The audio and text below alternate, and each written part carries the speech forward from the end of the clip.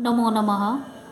आज हम धातु रूप में जो हमारे लकार चल रहे थे अर्थात लकार के प्रकार में लिंग लकार के विषय में जानेंगे। इससे पूर्व हम 8 लकार के विषय में पढ़ चुके हैं। आज है हमारा संख्या में 9 लकार, अर्थात जो लकार की संख्या है वह है 9, क्योंकि 10 लकार होते हैं हमारे। तो इसके अंतर्गत है हेतु, हेतुमंद, भूतकाल अर्थात भूतकाल, लिंग लकार भूतकाल।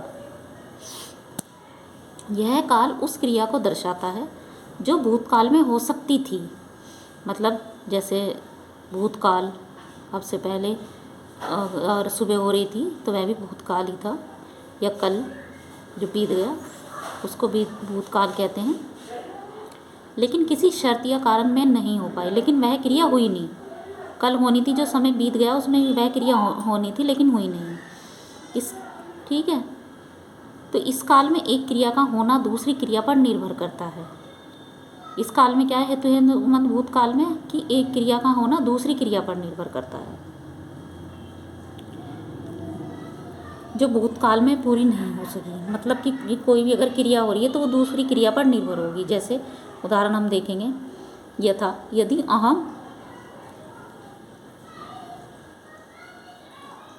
यदि अहम अपठिष्यं त्रहि विद्वान अभविष्यम। यदि अहम अपठिष्यं त्रहि विद्वान अभविष्यम, यदि मैं पढ़ता तो विद्वान हो जाता। मतलब कि अगर पढ़ना एक क्रिया है तो विद्वान होना भी दूसरी की विद्वान होना क्या है, दूसरी क्रिया है। पढ़ने पर विद्वान होना निर्भर है। ठीक है, किस पर निर्भर है? पढ़ने पर विद्वान होना निर्भर है। और दोनों ही क्रियाएं क्या हो गई कि अगर वह नहीं पढ़ा है तो विद्वान नहीं बन पाया, इसलिए दोनों क्रिया अधूरी रह गई।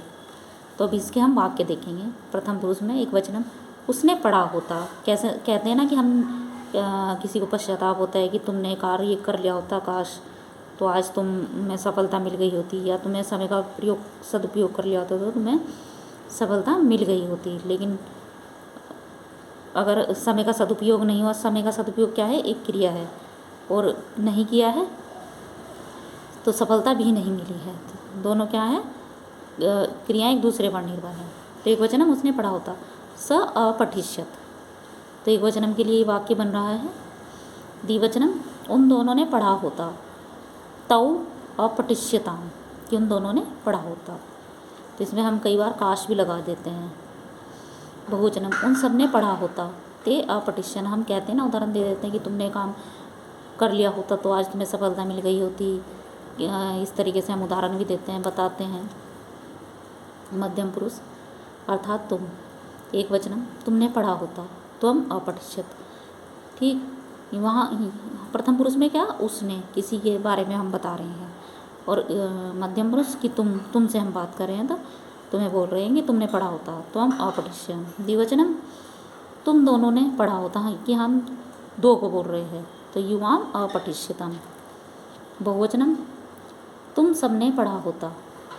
यूयम अपठिष्यत, कि तुम सबने काश पढ़ा होता। इस तरह से है वाक्य भी बोलते हैं। तो ये किस में है, हेतु हेतुमंद भूतकाल में आते हैं। उत्तम पुरुष अर्थात में। एक वचनम, मैंने पढ़ा होता। अहम अपठिष्यम। ठीक, द्विवचनम, हम दोनों ने पढ़ा होता, कि हम दोनों ने पढ़ लिया होता। आवाम मतलब हम दोनों। अपठिष्या, पढ़ा होता। बहुवचनम, हम सब ने पढ़ा होता। हम सब ने वयम पढ़ा होता अपठिष्यामि। तो ये क्या है कि क्रिया हमारी, एक क्रिया दूसरी क्रिया पर निर्भर है। अगर हमने जैसे कल भोजन कर लिया होता, या कोई भी हमने अपना कार्य पूर्ण कर लिया होता तो क्या होता, उससे हमारा फ़ायदा होता कि आज हमें समस्या का सामना ना करना पड़ता। कैसे कि हमारा कार्य अधूरा रह गया, जिस वजह से हमारा आज का कार्य भी ज़्यादा बढ़ गया दूसरी क्रिया के ऊपर। ठीक, तो इसका तो बहुत ज़्यादा प्रयोग किया जाता है किसी को भी उदाहरण देने के लिए, समझाने के लिए कि आपने कार्य कर लिया होता, अगर समय का सदुपयोग कर लिया होता तो आज आप सफल हो जाते। तो इस हेतुमंद भूतकाल का अधिकतर प्रयोग किया जाता है।